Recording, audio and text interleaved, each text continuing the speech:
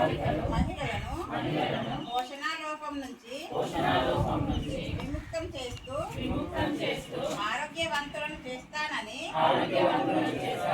మాటిస్తున్నాను.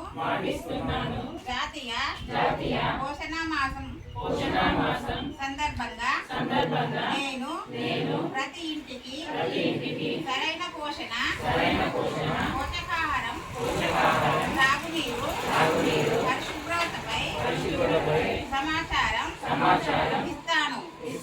నేను పోషణ అభియాన్ను దేశవ్యాప్త జన చైతన్యంగా మలుస్తాను.